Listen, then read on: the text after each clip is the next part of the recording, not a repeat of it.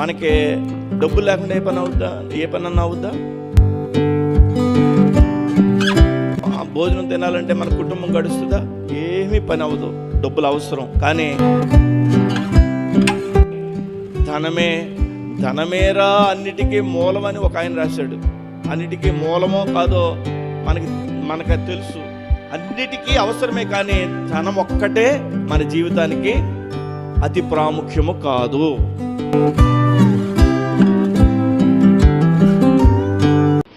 Pastor Elisha ప్రార్థన చేసుకుంటున్నాడు. నయమాన్ వచ్చాడు అక్కడికి, ఇంటి గుమ్మం ముందు నిలబడ్డాడు. ఎలీషా గారి ఇల్లు ఇదేనా అన్నాడు. అడిగాడు, ఎలీషా గారి ఇల్లు ఇదే. ఏం చేస్తున్నారు ఎలీషా గారు? ప్రార్థన చేసుకుంటున్నాడు. నేను వచ్చానని చెప్పండి వెళ్ళి. లోపలికి వెళ్ళాడు. ఎవరు? శిష్యుడు. లోపలికి వెళ్ళి చూసి ప్రార్థన చేసుకుంటున్నాడు. ఆయన ప్రార్థన చేసుకుంటున్నప్పుడు కదిపితే ఏం చేస్తాడో తెలుసు. బయటకు వచ్చి ప్రార్థన చేసుకుంటారు. ఆయన పిలవయ్యా, నేను వచ్చానని చెప్పు. ఇదిగో కార్డు, ఇదిగో నేను ఇచ్చాను, ఈ కార్డు చూపించు. అప్పట్లో కార్డులు లేవులే, మీకు అర్థం అవడం కోసం చెప్తున్నాను. లోపలికి వెళ్తే ఎలీషా అంటున్నాడు, నేను నా తండ్రితో మాట్లాడుతున్నాను, నీకు అర్థం కావడం లేదా? బయట వెయిట్ చేయమను. చూసారా?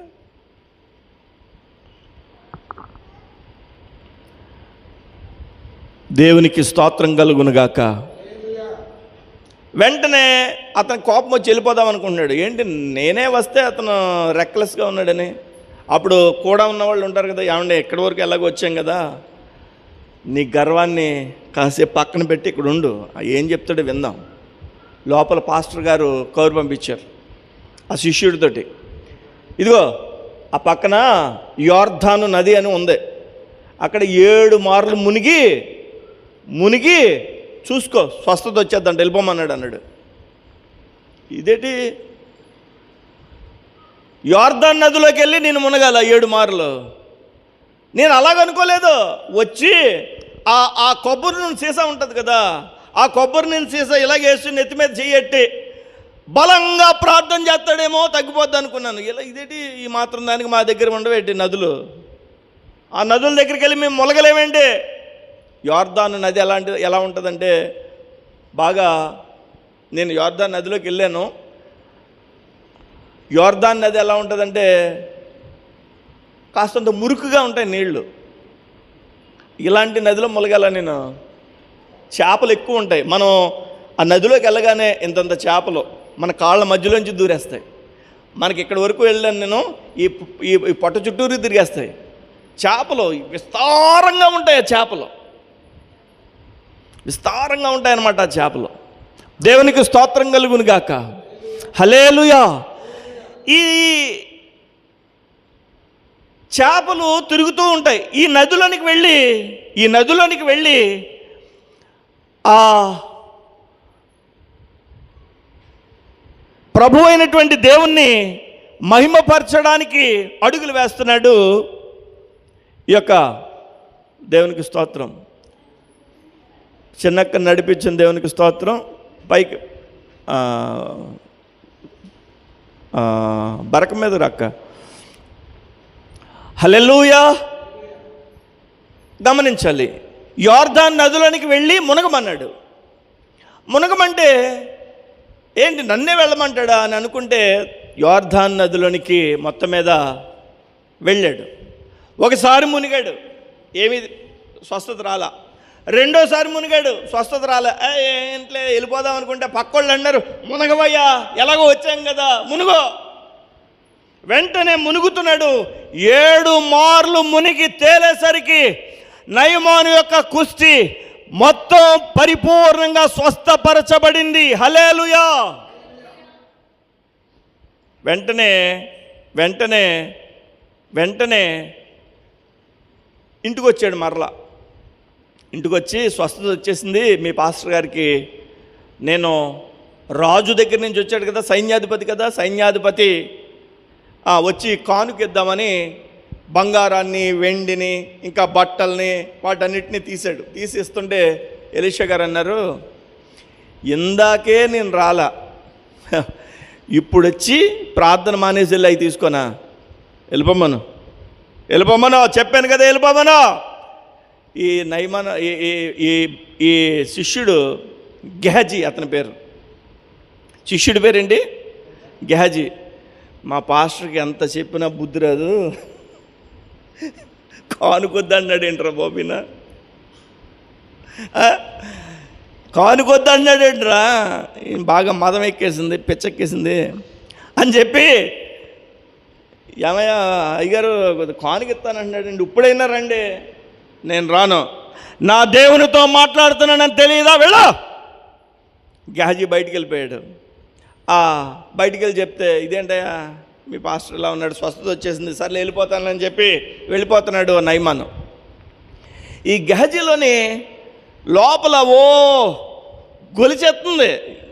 ఈ కానుకలు ఉన్నాయి, బంగారం ఉంది, వెండి ఉంది, బట్టలు ఉన్నాయి, ఎంత మంచి కానుక మనకు ఎవడు పోయి తీసుకొచ్చిస్తాడో, నేనేం చేయాలి, ఇదిగో పాస్టర్ గారు ఎలాగో లోపల తలుపేసుకుని ప్రార్థన చేసుకున్నాడు, తలుపు జారేసి బయట గడెట్టేసి ఈ లోపల పరిగెత్తుకుని వెళ్ళి ఎక్కడి వరకు వెళ్ళాడు, అక్కడి వరకు వెళ్ళి, అయ్యగారండి ఇప్పుడే అవసరమైందండి, పాస్టర్ గారు ఇమ్మన్నారండి అని చెప్పి అడుగుదామని చెప్పి పరుగుని వెళ్ళాడు. వెళ్ళి మీరు రాజులు 2వ గ్రంథం 5వ అధ్యాయం మీరు మొట్టమొదటి నుంచి చదివితే ఇది అర్థమవుతుంది. ఏమైందో తెలుసా, ఈ నయమాన్ వెళ్ళి క్షమించండి, ఈ గెహజీ వెళ్ళి నయమాన్తో అంటున్నాడు, అయ్యా స్వస్థత వచ్చేసింది కదా, వచ్చేసింది, ఏంటి పరుగున వచ్చావేంటయ్యా, ఏం కాదు, కానుకలు ఎందాక ఇస్తామన్నారు కదా, మా పాస్టర్ గారు ఇప్పుడు సడన్గా అవసరమైంది, నువ్వు వెళ్ళరా బాబు అంటే వచ్చాను. అవునా అని చెప్పి తన దగ్గర ఉండేటువంటి కానుకలు అడిగిన వాటికంటే ఎక్కువగా తీసిచ్చి ఆ మూటలో ఇతను మొయ్యలేడని 2 మనుషుల్ని భుజాల మీద పెట్టి కూడా తీసుకెళ్ళని చెప్పి గెహజీ కూడా వెనక్కి పంపించాడు నయమాను. సరే అక్కడి నుంచి 2 మూటలు తీసుకు, ఇది రండి జాగ్రత్తగా రండి, బంగారం మీద పడిపోద్దాం, వెండి పడిపోద్దాం, మూటల పైన పట్టుకున్నారు గట్టిగా, జాగ్రత్తగా రండి అని అంటే తీసుకొచ్చి అక్కడ పెట్టమన్నాడు. ఆ మూటలో పెట్టమన్నాడు. వాళ్ళని కనీసం మంచినీళ్ళు తాగుతారని కూడా అడుగుంటాడు బహుశా. వెళ్ళిపోండి వచ్చేస్తాడు, ఈయన లోపలికి వచ్చేస్తాడు అని గెడ తీశాడు. లోపలే ప్రార్థన చేసుకుంటున్నాడు. ఆయన లోపలికి అడుగేశాడు మెల్లగా. అప్పుడు అంటున్నాడు, ఈ లోపల పాస్టర్ గారు, ఎలీషా పాస్టర్ గారు ఏమంటున్నాడు చూడండి, 26వ వచనం చదవండి, 25వ వచనం నుంచి చదవండి. 25వ వచనం నుంచి, అతడు లోపలకు పోయి తన యజమానుని ముందర నిలువుగా ఎలీషా వానిని చూచి, ఎలీషా పాస్టర్ గారు అతన్ని చూస్తున్నాడు, గెహజీ నీవెచ్చట నుండి వచ్చితివని అడిగినందుకు, పాస్టర్ గారు అడుగుతున్నారు, నువ్వు ఎక్కడి నుంచి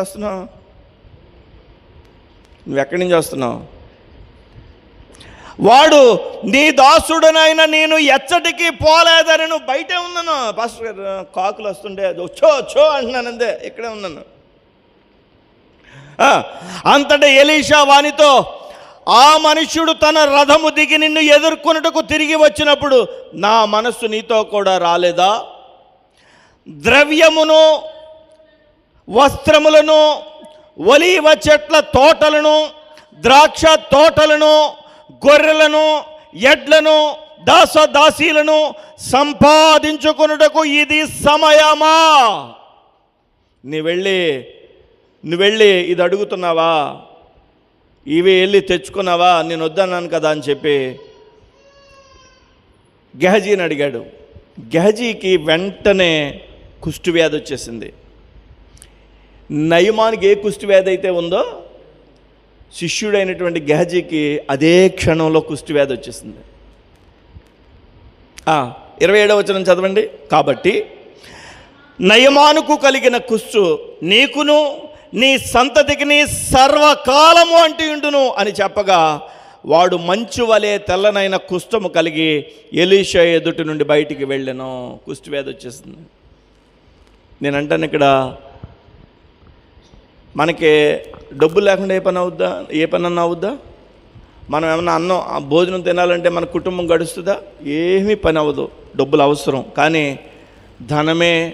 ధనమేరా అన్నిటికీ మూలమని ఒక ఆయన రాశాడు. అన్నిటికీ మూలమో కాదో మనకు తెలుసు, అన్నిటికీ అవసరమే. కానీ ధనం ఒక్కటే మన జీవితానికి అతి ప్రాముఖ్యము కాదు. ఈ ధనం అనేది ఈ గెహజీ జీవితంలో అత్యాశ ఉండడం వల్ల లేనిపోని కుష్ఠరోగాన్ని తెచ్చుకున్నాడు.